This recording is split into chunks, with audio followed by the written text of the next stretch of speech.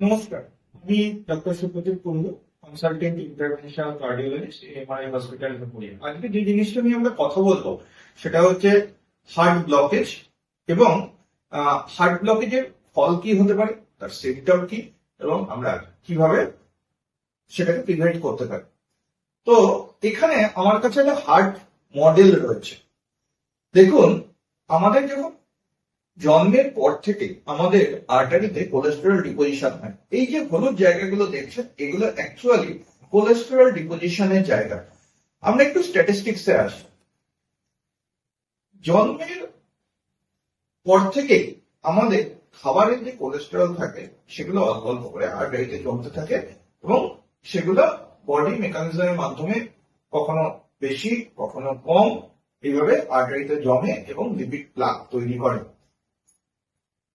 তো এইটা হচ্ছে একটা লিপিড প্লাকের এক্সাম্পল। এইটা হচ্ছে আর্টারি কাট সারফেস বা ধমনির কাট সারফেস এবং এটা এরকম দেখায়। এবং এই দেখুন, এইটা হচ্ছে কোলেস্টেরল প্লাক। তো যদি 30% ব্লকেজ হয় দুটো বা তিনটে ভেসেলে, তাহলে কিন্তু risk of heart attack or death per year হয়ে যায় 0.1 to 0.9%।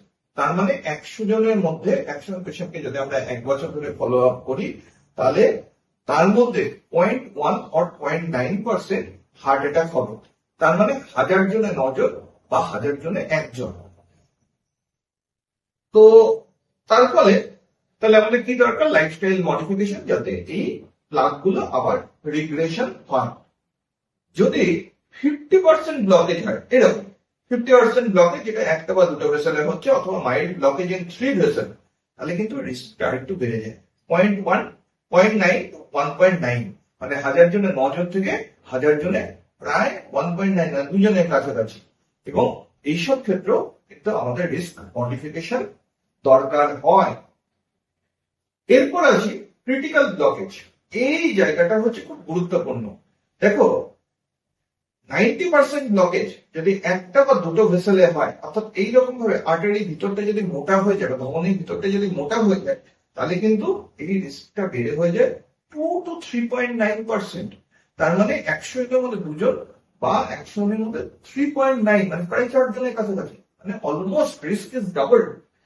এবং এখানে তখন কিন্তু চিকিৎসার দরকার হয়, ভালোভাবে ট্রিটমেন্টের দরকার হয়, এবং দরকার লাগলে এইখান থেকে কিন্তু অ্যাঞ্জিওপ্লাস্টি বা বাইপাস করার দরকার হতে পারে।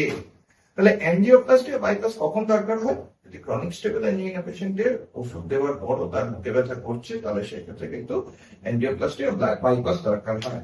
আর যদি 90% ব্লকেজ হয়, তাহলে কিন্তু রিস্ক যথেষ্ট পরিমাণে বেড়ে যায় এবং সেটা হয়ে যায় প্রায় 6 থেকে 8%। সুতরাং এই সমস্ত পেশেন্টদের ক্ষেত্রে তখন আমাদের ক্ষেত্রে বাইপাস বা অ্যাঞ্জিওপ্লাস্টি বেশ গুরুত্বপূর্ণ হয়ে দাঁড়ায়। এবং তাদের যদি ওষুধপত্র দিয়ে দেখা যায় বুকে ব্যথা কমছে না, তাহলে কিন্তু কার্ডিওলজিস্টের কাছে যেতে হবে এবং দরকার পড়লে অ্যাঞ্জিওগ্রাফি করতে হবে বা বাইপাস করতে হবে। নমস্কার।